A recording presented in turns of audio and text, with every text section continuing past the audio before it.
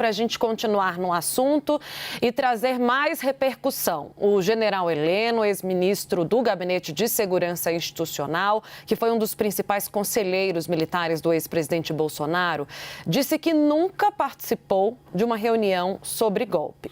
Gustavo Uribe, vamos explicar para quem está assistindo para a gente quem é esse personagem e a relevância da gente ter uma repercussão com ele, porque era um cara do convívio íntimo e diário do presidente da República, militar também, e que agora dá essa informação, ele mesmo já se antecipa, né, diante dos fatos em dizer, eu nunca presenciei nada disso. O general Heleno era uma espécie de tutor no Exército Brasileiro de Jair Bolsonaro. Ele foi um dos primeiros a ser chamado para a equipe ministerial, era o chefe do Gabinete de Segurança Institucional e era sempre o primeiro encontro de Jair Bolsonaro todas as manhãs. Quando Jair Bolsonaro ia para o Palácio do Planalto, o general Heleno sempre o esperava na porta do elevador. Eles iam juntos até o gabinete presidencial, porque como chefe do Gabinete de Segurança Institucional e chefe da BIM na época, ele era responsável por trazer o panorama do país. Tem uma greve ocorrendo, por exemplo, no Amazonas, existe um problema local, por exemplo, de transmissão de energia no Pará. Então, ele que trazia esse mapa. E eles conversavam todos os dias. Se tinha alguém que sempre estava no gabinete presidencial, era o general Heleno. Há um episódio do passado, que foi contado, inclusive, que teve um dos momentos que Jair Bolsonaro ficou muito irritado com o Supremo Tribunal Federal. E numa dessas reuniões, saiu uma discussão dizendo, temos que ir até o Supremo Tribunal Federal tirar satisfação. Podemos atravessar a rua da Praça dos Três Poderes, aqui atrás, para tirar satisfação no Supremo Tribunal Federal. E aí, o relato que dizem que foi o general Heleno que colocou a mão no ombro de Jair Bolsonaro e falou, calma, isso a gente resolve com o diálogo, existe essa possibilidade. É o nome que a gente sempre via em público em rompantes, até ficou famoso com aquela história, se correr, pega ladrão, se gritar, pega o centrão. Pega... Centrão. Antes do Bolsonaro abraçar o Centrão, o general Heleno cantou essa paródia. Depois se arrependeu porque o Centrão entrou no coração do governo. Mas a grande questão é que era uma figura muito próxima do bolsonarismo. Então, eu fui até ele, a gente perguntou a ele, teve alguma reunião nesse sentido? Ele falou, não, na minha presença não houve nenhuma reunião para discutir um golpe de Estado. Agora, vamos saber com a Renata Agostini como é que está a repercussão no Exército. Renata, o que eles dizem a respeito dessa notícia? Pois é, Tainá, fui tentar entender lá dentro do Exército, porque veja, nessa revelação que Mauro Cid faz à Polícia Federal, ele fala de uma reunião, portanto, de Bolsonaro com os comandantes das forças, mas como vocês detalhavam logo no início dos bastidores com ele, Jonas, ele faz uma diferenciação.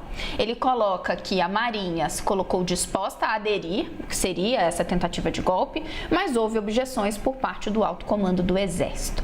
E aí eu estou rememorando esse ponto porque os generais com os quais eu conversei, eles fazem justamente essa distinção. Olha, se por um lado é mais um episódio, sim, de desgaste para as Forças Armadas, a gente está falando de que o presidente da República, né, o então presidente, se reuniu com os chefes das Forças Armadas para debater uma trama golpista, não pode ser algo bom para a imagem das forças. Mas existe essa ponderação, ou seja, o próprio Cid disse que o Exército não quis coadunar com essa postura. Então, isso ajuda, de certa forma, a resgatar parte que seria dessa confiança das pessoas em relação ao Exército. Um outro aspecto que me parece extremamente relevante e que emergiu dessas conversas que eu tive. Um general falou, olha, fica ainda mais evidente a ideia de que foi o Exército o grande fiador da posse de Lula, o grande garantidor, perdão, foi essa palavra usada, da posse de Lula. Então, a ideia de que o Exército pôde, ao longo desse processo, garantir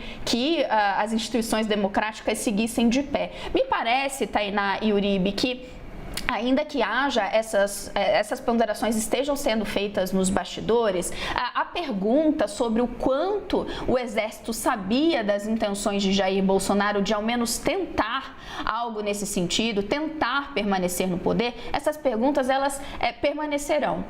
Vou resgatar recentemente para devolver para vocês os resultados do Datafolha. O Datafolha mostrou, se por um lado, né, o capital político de Bolsonaro ele segue quase inabalável, inabalável, a imagem das Forças Armadas, ela tem sofrido muito. Primeiro, há ali um percentual, mais de 60%, acreditam que os militares estavam envolvidos em irregularidades durante a gestão Bolsonaro. Segundo, caiu ali no menor patamar desde que eles começaram a medir isso em 2017, se eu não me engano, a confiança nas Forças Armadas. Então, daí essa atenção por parte do Exército e das forças como um todo nessas notícias que começam a surgir. Só uma explicação rápida sobre o Exército. O Exército costuma ser mais poderoso porque é o que é mais numeroso. Então, é a força das três que tem o maior número de militares. Então, por isso que ela tem esse poder maior, o Exército, sobre as outras duas. Claro que todas elas são importantes, mas o peso do Exército é maior, além de Jair Bolsonaro ser egresso do Exército. Uma das questões que falam, inclusive, da depressão de Bolsonaro pós-presidência da República é porque ele não vinha recebendo os apoios que ele queria receber do Exército Brasileiro.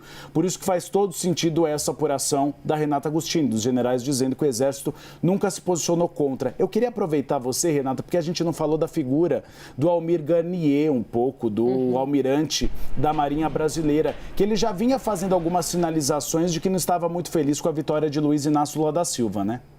Deixou muito claro isso, né? É importante rememorar sim, até porque, já mais um bastidor aqui entregando, mais cedo fui tentar entender, por exemplo, lá no governo, no Ministério da Defesa, se surpreendia esse relato específico de que ali, segundo o CID, o então comandante da Marinha, Almirante Garnier, se posicionou favoravelmente a essa ideia e a resposta foi não surpreende. Até porque o Almirante Garnier, por exemplo, se recusou durante a transição a se encontrar com o futuro ministro da Defesa, atual ministro José Múcio. Ele também não quis justamente presenciar aí a chegada de Lula ao poder. E, por fim, ele não esteve na posse do sucessor dele, o atual comandante da Marinha, Almirante Olsen. Então, todos esses episódios, eles só reforçaram publicamente uma percepção que vinha sendo martelada nos bastidores no governo Jair Bolsonaro, de que a Marinha tinha ali